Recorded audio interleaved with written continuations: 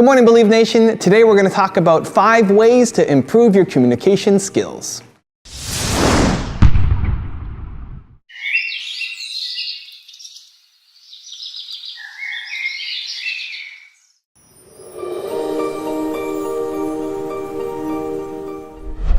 Connecting increases your influence in every situation.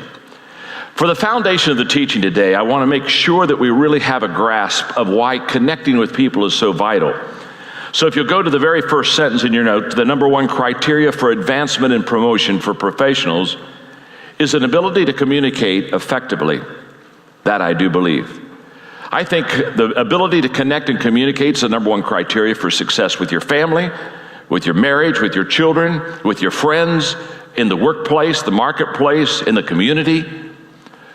If you have the ability to connect with people, if you can communicate and connect, not just communicate, it takes you and literally gives you and I a decided edge over others in the advancement of what we're trying to accomplish.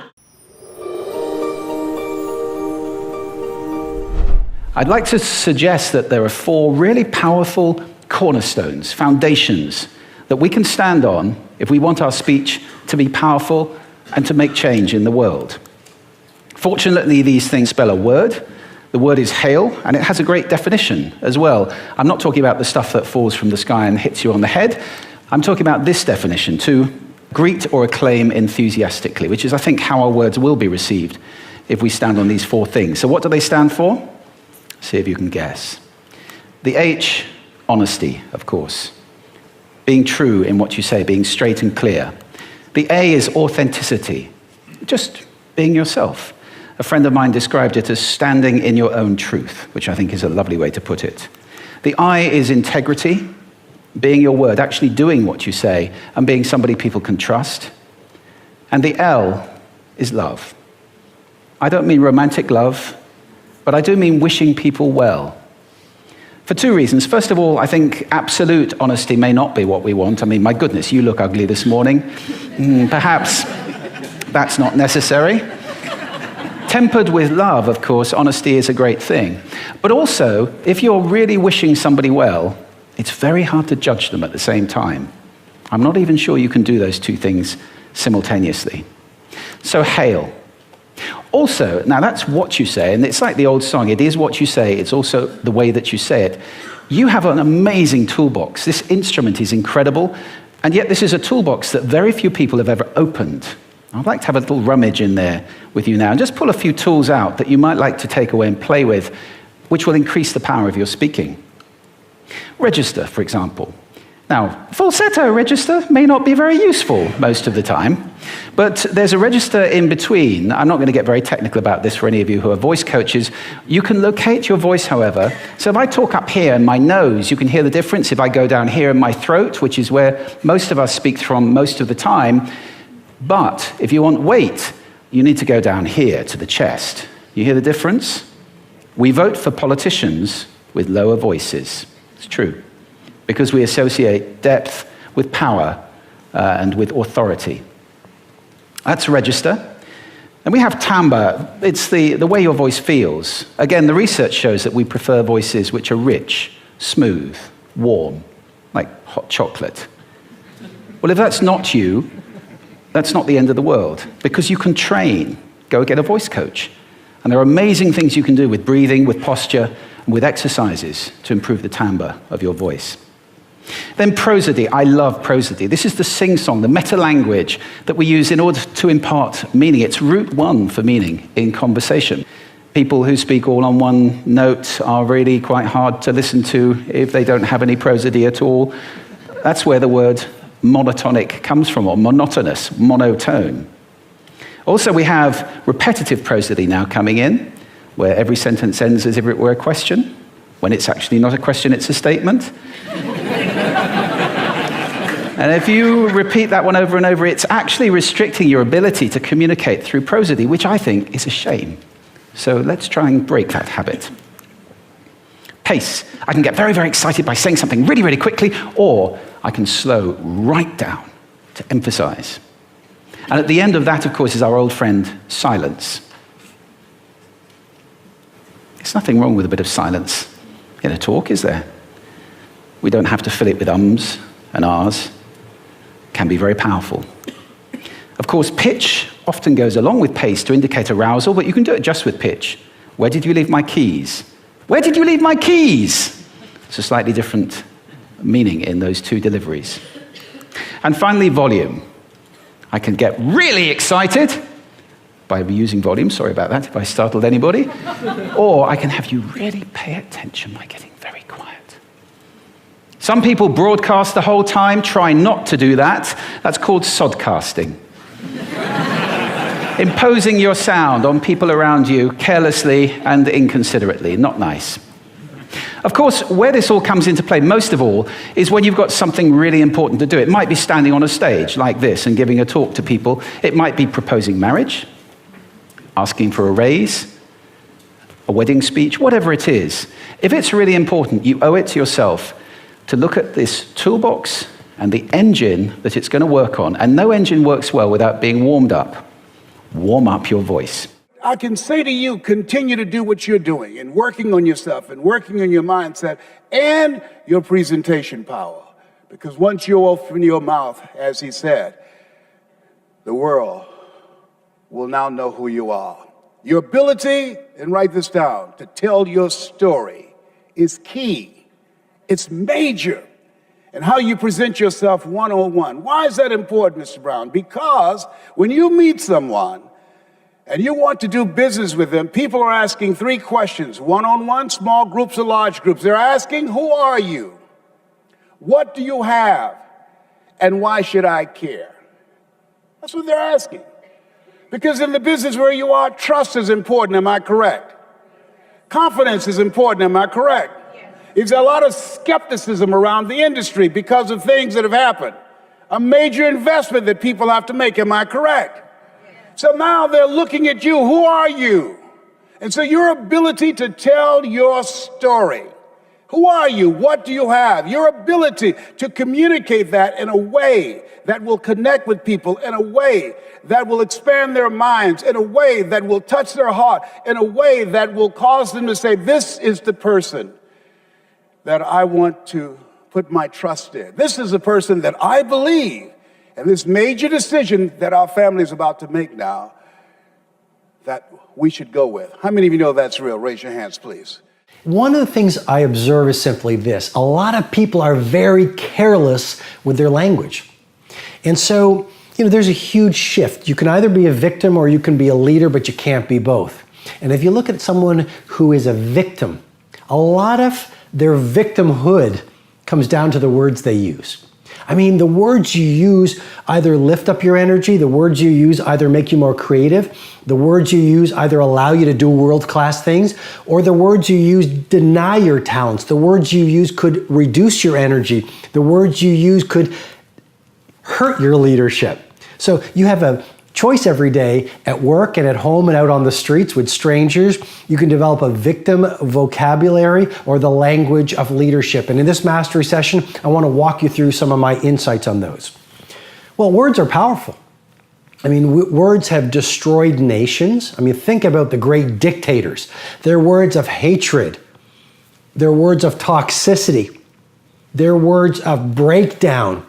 Caused the people around them to do sometimes incredibly terrifying acts.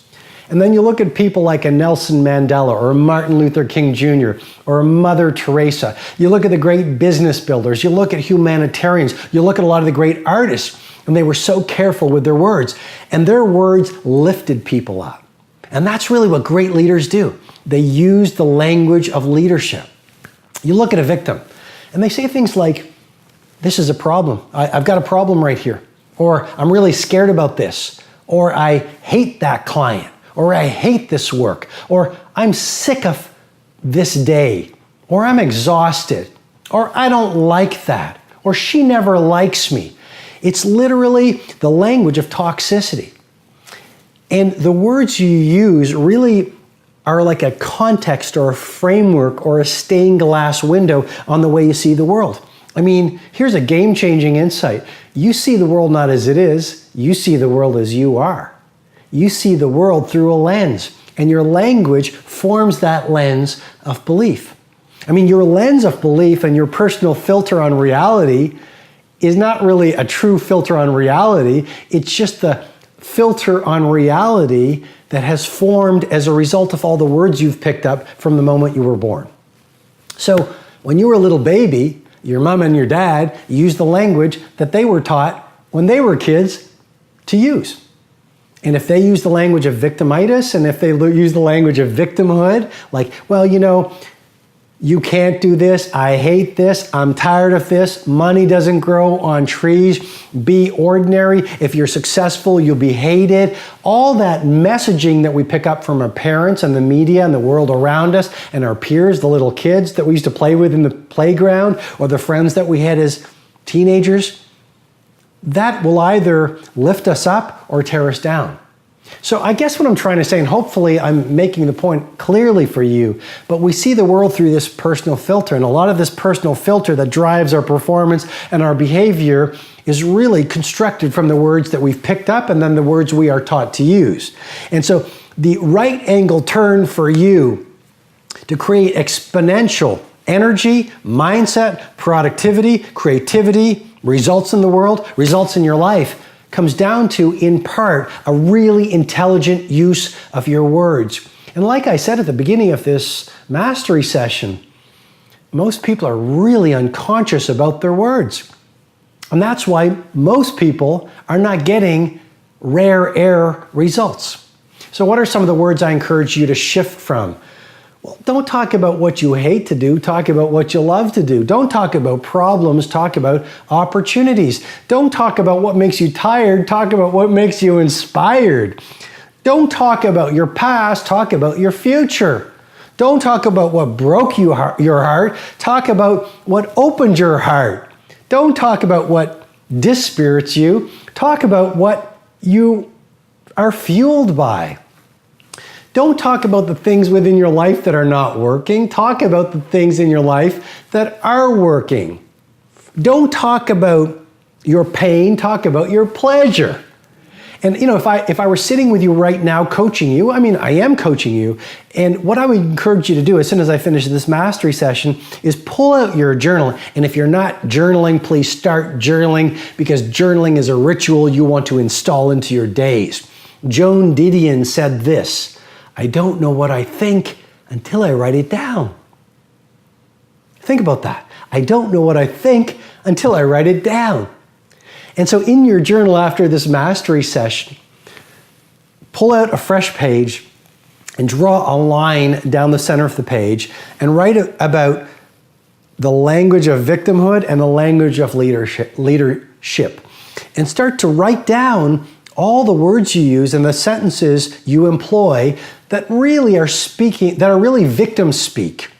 And then in the other column, I want you to start writing down the language of leadership, the language that as of today you will be committed to using so that you start to use the language of someone who's world class. And I've given you some examples, but doing that exercise will make it really clear. And as you know, clarity breeds mastery.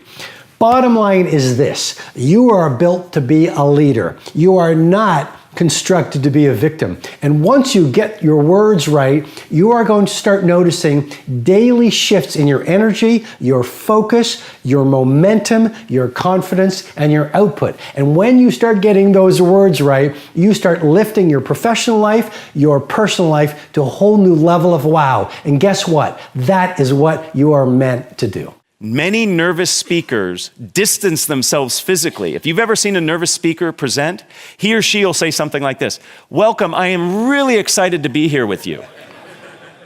They pull as far away from you as possible because you threaten us, speakers. You make us nervous, so we want to get away from you. We do the same thing linguistically. We use language that distances ourselves.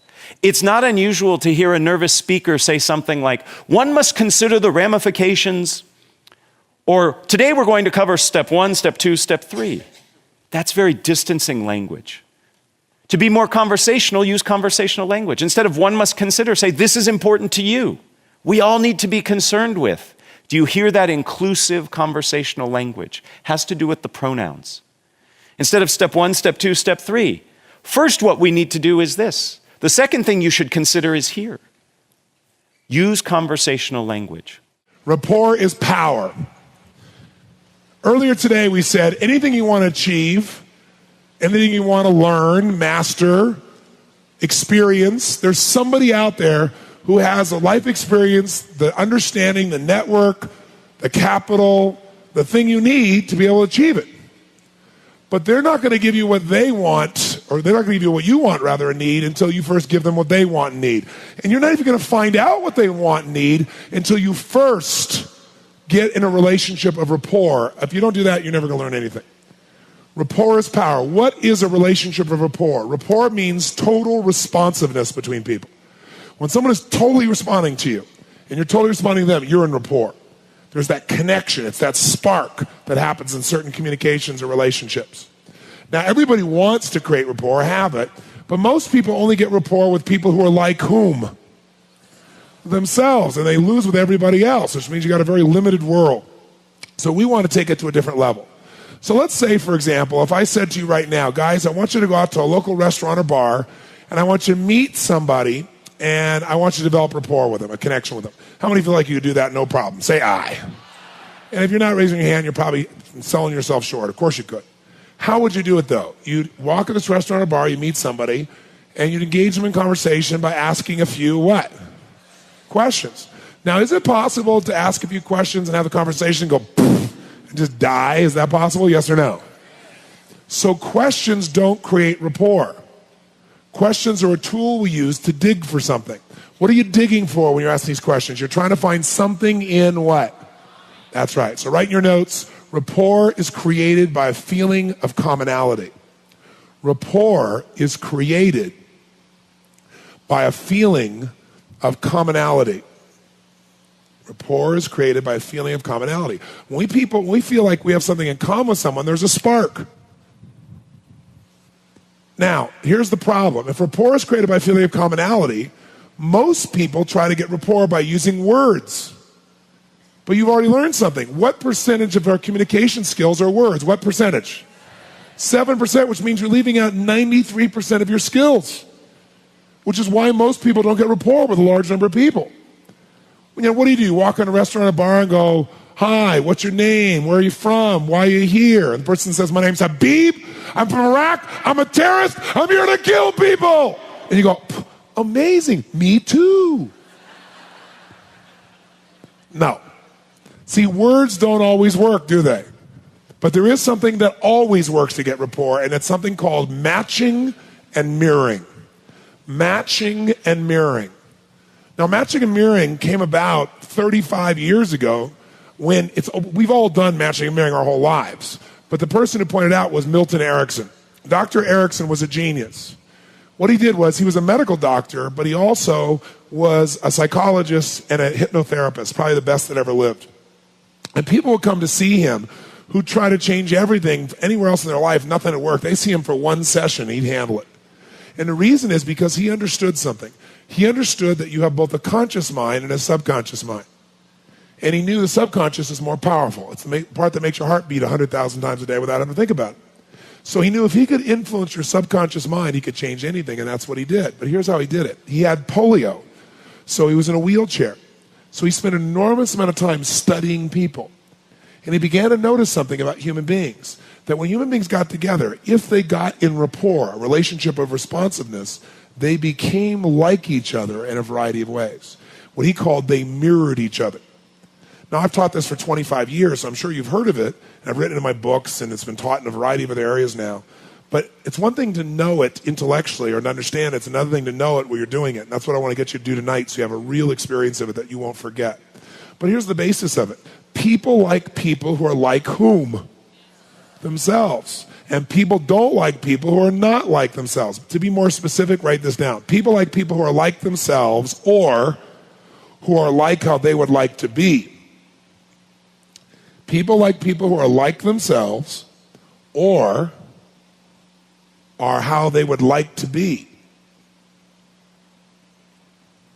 People like people who are like themselves or how they would like to be. So question, I'd like you to think of someone you really, really like a lot. And then if you would, Raise your hand if this person is either like you or they're like how you want to be. If that's true, raise your hand and say, I. Of course, that's why you like them. Now, think of someone you don't like. And I'm sure you like everyone, but if you once were an unspiritual person and felt these feelings, someone you don't like, raise your hand if they're not like you or they're not like how you want to be. If that's true, raise your hand and say, I. And that's the opposite. People don't like people who are not like them or are not like how they want to be. That's the bottom line of it. So this concept, Erickson noticed, he used it in the following way. Watch me.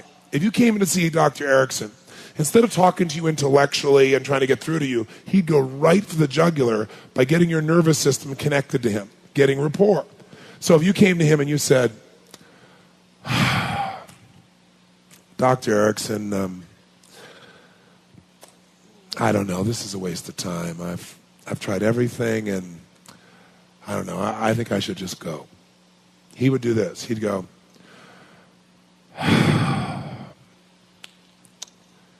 I'm sure it looks that way on the surface, but you haven't tried this, so you haven't tried everything, and I think you should stay. And the person would go, something about this guy I like. You know, he's not over the top, you know what I mean? He's like really real. There's just something about him that feels down home and real to me, right? If you came in to see him and he said, Dr. Erickson, I've tried everything. It's a waste of my time. I'm out of here. He'd say, you sit down. You haven't tried everything. You've not done this before. You're staying right here. Guy goes, hey, I like this guy. He's got some spunk, kick ass. Maybe he could do something. See, he became like the people he was communicating with. And what it was is whatever they put out, he sent the same message back, like biofeedback, and it entrained them to him. So that when he then told their unconscious what to do, their brain just did it. That was his power. So my personal take on this, on improving your communication skills, comes down to authenticity. I think there are definitely tricks and tools and ways to position yourself that can work. But at the end of the day, for me, it's about being authentic. Whether that's talking to somebody one-on-one and communicating just with them, or whether that's one-to-many, like this for you guys, or in front of a group, or doing a presentation. I think the authenticity is super important. And so if you're talking to somebody, why, if you're trying to show appreciation, you're trying to thank them for something, then tell them what it actually means to you. If you're getting on stage and talking about your product or service, tell them what that actually means to you. Whether it's the product itself, whether it's the opportunity to be there, just being more you, being more human, showing more emotion and being authentic, I think really matters. I think too many people have surface level conversations. What's the first thing that you always tell somebody or ask somebody when you meet them? It's, well, how you doing? Or how was your weekend? And you fall into the same pattern of talking about stuff just to fill the void and not actually get to anything deep and meaningful. Where if you can get into the practice of really being authentic, of listening to somebody or expressing concern or sharing what you're excited about with emotion and not just staying at that surface level, again, whether it's communicating one-on-one or communicating to a group, I feel like it's really important, and I don't know that I am necessarily the best communicator in the world, but I've always had more success in getting my message across when it's coming from here, and when I can try to express that. Even if I use the wrong words, even if I use the wrong gestures, even if I'm, nervous or awkward, when I'm saying something that is deeply meaningful and personal to me, when I'm that authentic, then the message tends to connect that much better, and I hope it helps you too. So thank you guys so much for watching. I made this video because Shivam Aurora asked me to. So if there's a topic you'd like me to cover in the next edition of Believe Life, leave it in the comments below and I'll see what I can do. I'd also love to know what you learned today. What was the most important lesson that you took from this video? What changes are you gonna make in your communication styles? Or what are you gonna try out? What's something new, different that you're gonna try to change after watching this video? Leave it in the comments below and I will join in the discussion. Finally, I want to give a quick shout out to Tamara Campbell from tamcamphoto.com. Go check her out. Tamara, thank you so much for buying a copy of my book. Really, really, really means a lot to me. She's got tons of energy and fire as well. So that was a fun conversation we had on email. For those of you guys who are interested in getting a potential shout out on a future video, make sure to pick up a copy of the book and email in your receipts so we can keep track and send you the bonuses too. Thank you guys so much for watching. Have an amazing day. Continue to believe, or whatever your one word is, and I'll see you soon.